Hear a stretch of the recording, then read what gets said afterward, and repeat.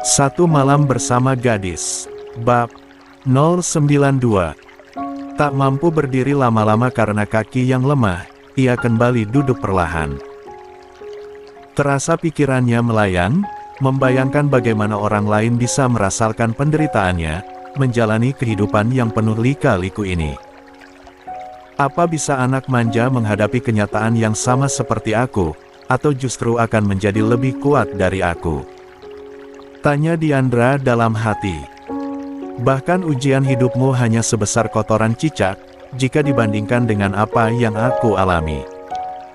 Seru Diandra sambil duduk dan mengatur nafasnya. 12. Aku minta kau bereskan barang-barangmu sekarang juga. Ucap Citra dengan nada tegas sambil menatap tajam ke arah Aira. Aira menarik nafas panjang, merasa tidak tahan lagi dengan sikap Citra.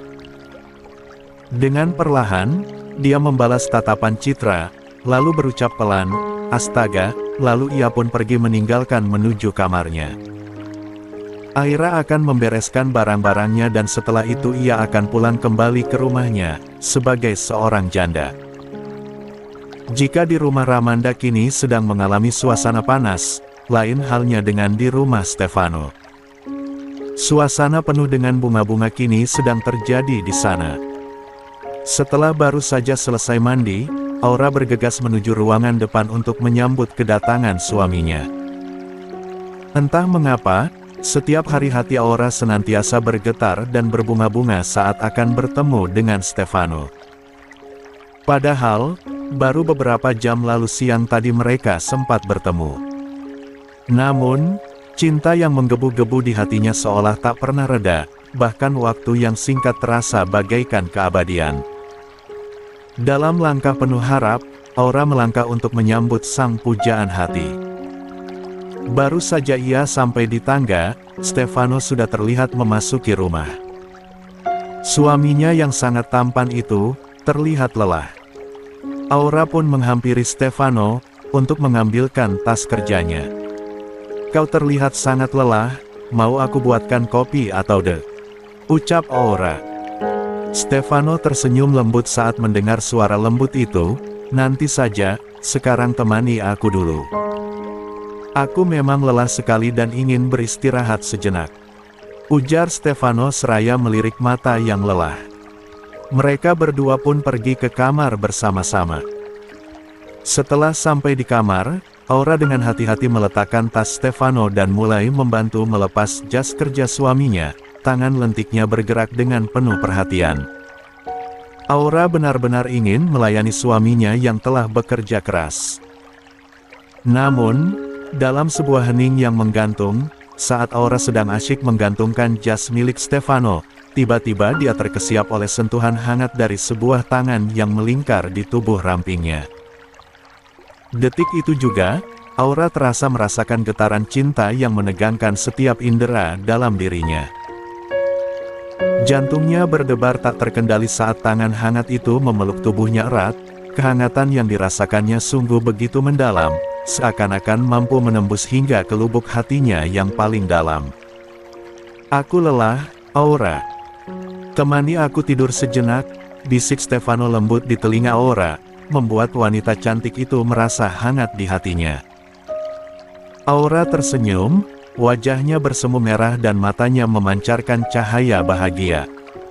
"Baiklah," jawabnya dengan suara yang gemetar, menahan malu dan guncangan emosi yang menjalar di dadanya.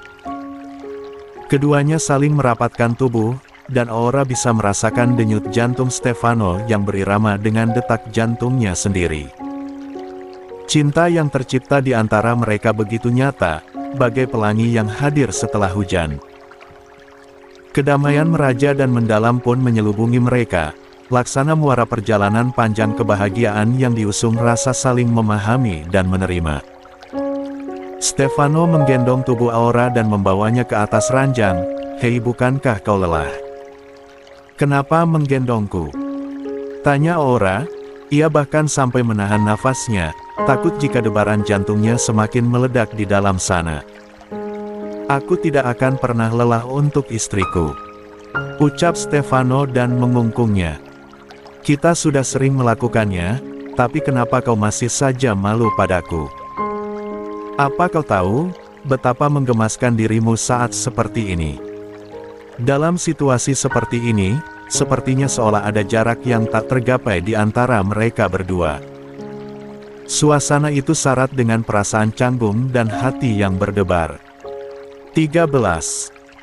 Dalam bisikan halus, ia mencoba meraih tangan pasangannya dengan perasaan takjub seiring waktu yang terus berlalu. Kau tahu, kadang aku masih merasa tak percaya dengan apa yang kita jalani sekarang ini, katanya seraya tersenyum. Tangannya yang lembut menggenggam erat jemari Aura, seakan ingin menghapus semua kekhawatiran di hati. Tapi justru itulah yang membuatku lebih mencintaimu, sayang. Ketulusan dan kepolosanmu di tengah dunia yang terasa begitu keras dan keras. Itu adalah hal yang berharga dan membuatku merasa nyaman di sampingmu, ungkap perasaan terdalam Stefano. Dalam embusan angin, akhirnya mereka pun saling memahami betapa kuatnya cinta yang mengikat mereka saat ini.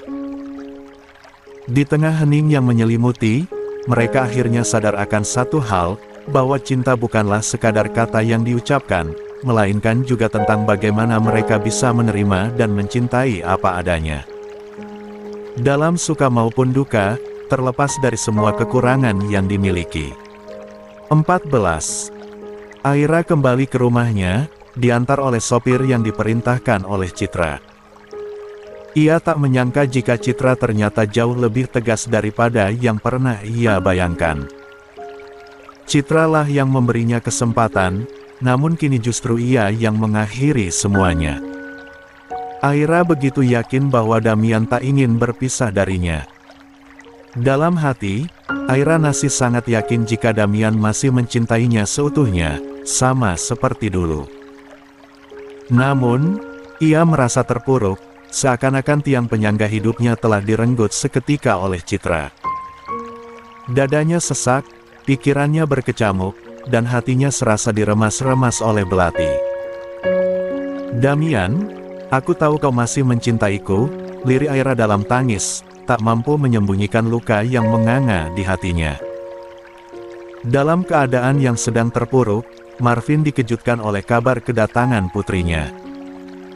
Kali ini, putrinya kembali dengan berita yang jauh lebih mengguncang dibanding sebelumnya. Pasalnya, Aira kini pulang dengan mengenakan predikat baru sebagai seorang janda. Aira berdiri di ambang pintu, matanya berkaca-kaca. Aku pulang, Pih, gumamnya lirih. Marvin menatap putrinya dengan tatapan yang bercampur aduk antara terkejut dan pilu. Aira memasuki rumah, menghela napas berat. Jangan menangis, ujar Marvin sambil memeluk putrinya erat, mencoba menjadi sandaran yang kuat di tengah gonjang-ganjing perasaan Aira. Keduanya saling berbagi kesedihan dan kekecewaan, namun di balik semuanya, masih ada secercah harapan bahwa mereka akan dapat bangkit kembali bersama-sama. Salma pun ikut bersedih, mengetahui jika putrinya telah diceraikan. Ia tidak mengira jika kehidupan rumah tangganya ternyata tidak bisa diselamatkan. Salma tahu bagaimana sifat Aira yang keras, dan sulit dikendalikan. Aira mewarisi watak keras Marvin, tapi sebenarnya ia juga memiliki sisi lembut seperti Salma. Namun, karena merasa terluka juga kecewa, akhirnya kebaikan yang ia miliki tertutupi oleh rasa sakitnya. Jika sudah begini Salma pun tidak bisa melakukan apa-apa, keluh Stefanonya menghadapi ujian yang sangat berat. Di mana perusahaannya berada di ujung tanduk, dan kini putrinya pun telah menjadi seorang janda di usia muda. Maafkan aku Mi, maafkan aku, lirih Aira, air matanya tak berhenti mengalir membasahi wajahnya. Salma mengangguk lemah. Air mata mengalir di pipinya seiring pelukan yang erat diberikan pada putrinya. Seberkas luka menyeruak di hatinya. Ia tidak ingin menyalahkan siapapun, bukankah semuanya ini sudah menjadi takdir yang dituliskan Sang Pencipta? Aira, ingatlah bahwa setiap pilihan dan langkahmu menjadikanmu siapa adanya.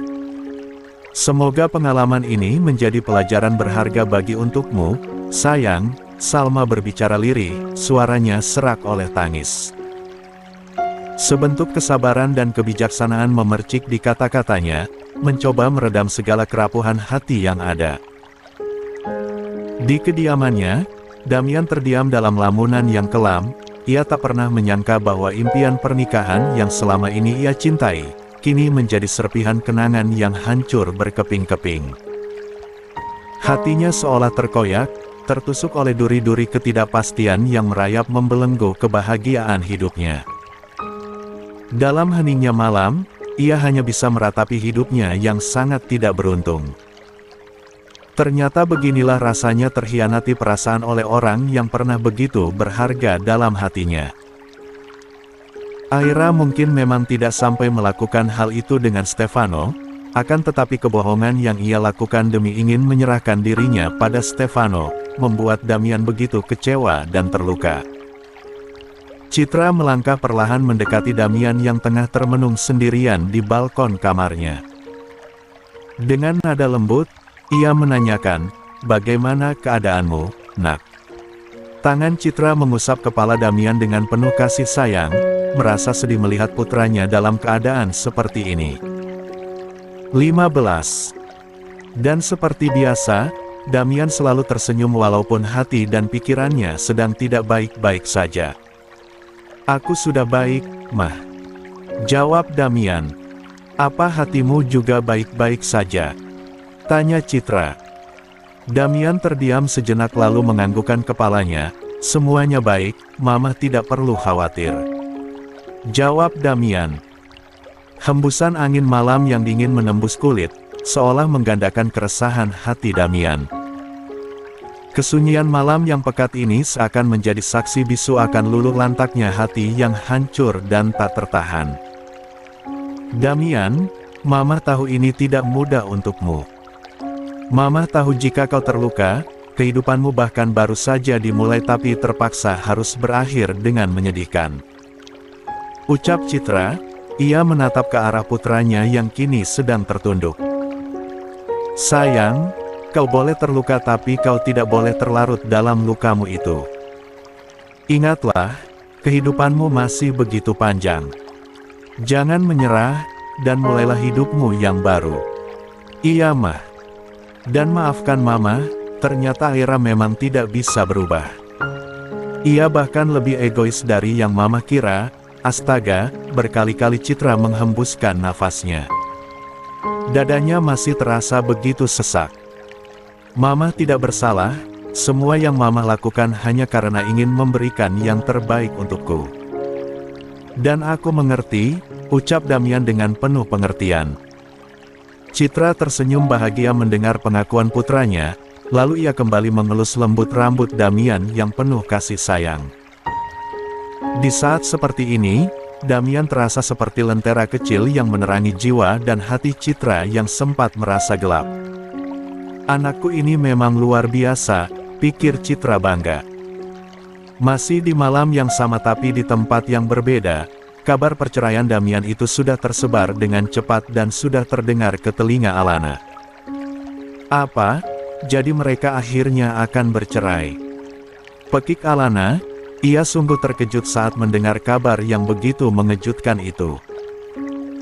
Padahal belum 3 bulan, tapi Damian sudah menyerah. "Ya ampun, memangnya siapa yang tahan lama-lama dengan bayi demit itu?" ucap Alana terus menggerutu. "Sayang, tolong kecilkan suaramu. Kau bicara dekat sekali dengan telingaku," ucap Andara, menggosok-gosok telinganya yang terasa panas gara-gara mendengar suara petasan istrinya. Alana pun menjauhi Andara dan langsung menggeser posisi duduknya menjadi sangat jauh. Astaga, ini adalah kode yang sangat buruk.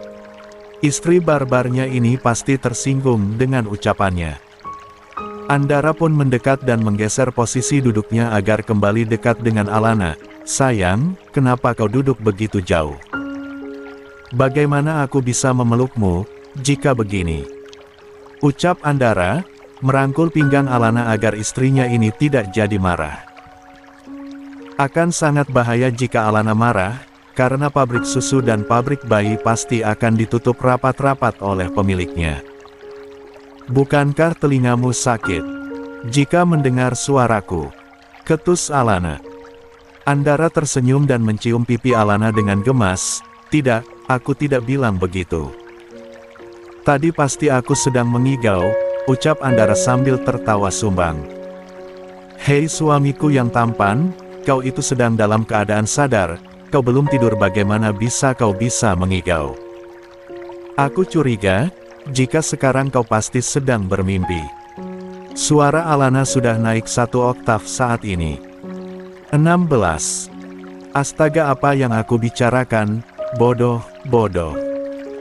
Baiklah, maafkan aku ya, ucap Andara meskipun sebenarnya ia pun masih bingung dengan kesalahan apa yang ia perbuat. Padahal tadi ia hanya bicara jujur saja, jika suara Alana memang mengejutkan ginjalnya. Tidak mau. Kau membuatku kesal, ucap Alana. Andara menjauhkan tubuhnya sejenak, lalu ia pun membuka pakaiannya dan memperlihatkan tubuh bagian atasnya yang seksi. Andara tahu jika Alana paling suka melihat roti sobeknya. Sayangnya lihatlah aku, ucap Andara. Alana mencoba menahan matanya untuk tidak melihat pemandangan yang indah itu. Lah takut hilaf dan memperkosa suaminya lagi. Tidak mau. Alana masih memalingkan wajahnya tapi sudut matanya masih mencuri-curi pandang untuk mengintip Andara yang seksi. Andara benar-benar geli melihat tingkah istrinya ini, ia bahkan sampai menahan tawanya agar tidak meledak. Andara mendekati Alana dan menarik tubuhnya agar merapat, hingga tubuh mereka beradu. Kau yakin tidak mau melihatku? Bisik Andara sambil menggigit leher Alana dan meninggalkan jejaknya di sana. "Arggggh," teriak Alana. "Sayang, kenapa berteriak?" tanya Andara. Untuk kedua kalinya Andara terkejut mendengar suara Alana yang cempreng itu memekik. Untung saja saat ini Abian tidak bangun mendengar suara berisik Alana. Mungkin anaknya itu sudah terbiasa, jadi bagaimanapun berisiknya suara Alana anaknya itu sama sekali tidak terganggu. "Sudah cukup. Aku tidak tahan lagi, kau yang memaksaku. Maka bersiaplah." Alana mendorong tubuh Andara hingga terlentang di atas kasur, lalu ia pun duduk di atas perut Andara. Andara tersenyum, akhirnya istrinya ini tergoda olehnya. Tidak sia-sia ia rajin berolahraga karena itu membuat tubuhnya semakin indah. Istriku ini memang sangat luar biasa. 17. Ini surat dari pengadilan, berikan pada Damian, ucap Marvin. Surat dari pengadilan? Tanya Aira. Iya, kita harus mengajukan gugatan. Nanti, jelaskan pada hakim bahwa selama ini Damian tidak pernah menjadi suami yang baik untukmu. Bahkan sampai saat ini, dia masih belum menyentuhmu. Apa yang dia lakukan ini seakan menunjukkan bahwa pernikahan hanya sebuah main-main baginya. Seru Marvin dengan tegas. Aira merasa seperti ada benarnya apa yang dikatakan Marvin, namun di sisi lain ia juga merasa tidak tega untuk menggugat Damian. Apalagi ia masih berpikir jika Damian masih sangat mencintainya. Meskipun begitu, Aira tahu bahwa demi kebahagiaannya sendiri, ia harus berani mengambil langkah berani ini. Aira ingin membuat hakim dan orang-orang untuk melihat siapa Damian yang sebenarnya. Apakah aku salah? Haruskah aku benar-benar menggugat Damian? Bagaimana jika pernikahan ini bisa diperbaiki? Tanyanya pada diri sendiri, merasa bimbang dan ragu-ragu. Namun, di tengah keraguannya, Aira tahu bahwa ia pantas untuk menuntut kebahagiaan dan keadilan.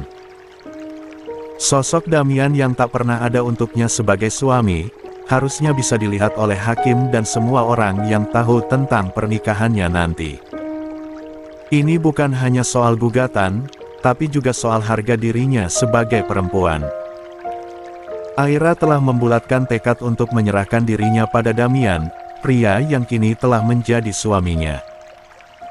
Namun, entah mengapa Damian tidak pernah ingin menyentuhnya, bahkan tidur pun mereka lakukan di tempat yang terpisah.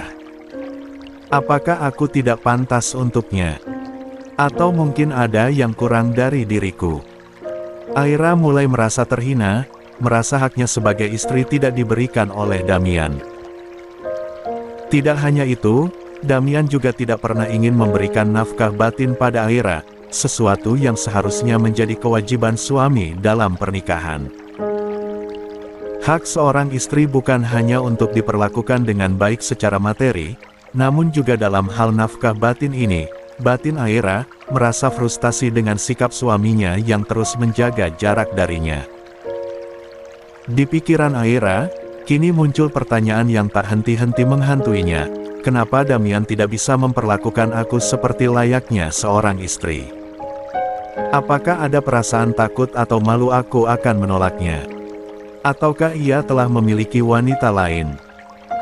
Kebingungan semakin menyelimuti pikiran Aira, membuatnya merasa dikhianati dalam pernikahannya sendiri, sebuah kesalahan besar yang menimpa hidupnya.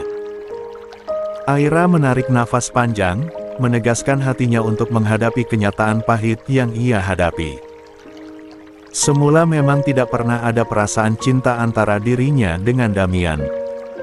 Tapi, dia sudah mencoba berusaha berubah, menerima kenyataan pernikahan mereka yang sebenarnya tidak diinginkan olehnya. Apakah semua pengorbanan dan perjuangan ini sia-sia? Gumam Aira dalam hati. Menurutnya Damian salah, dia tidak menjalankan tanggung jawabnya sebagai suami dengan baik. Bukan hanya tentang materi, namun juga mengenai perhatian dan kasih sayang yang seharusnya menjadi hak setiap pasangan suami istri. Tetapi, adakah maaf untuk segala kesalahannya? Bisakah Aira melihat sisi baik darinya, dan mencoba membangun kembali rumah tangga ini yang hampir retak? Memikirkan Damian, Aira merasa sakit kepala. Akan menjadi sebuah kewajaran jika kau menggugat cerai Damian. Orang lain pun mungkin akan melakukan hal yang sama. Ucap Marvin duduk di hadapan Aira. Aira sudah cukup yakin dengan keputusan ini, ataukah terlalu terburu-buru? Oh ya ampun, sungguh ia tak bisa menemukan jawaban yang pasti di dalam hati yang begitu gundah ini. Apa yang sebaiknya ia lakukan?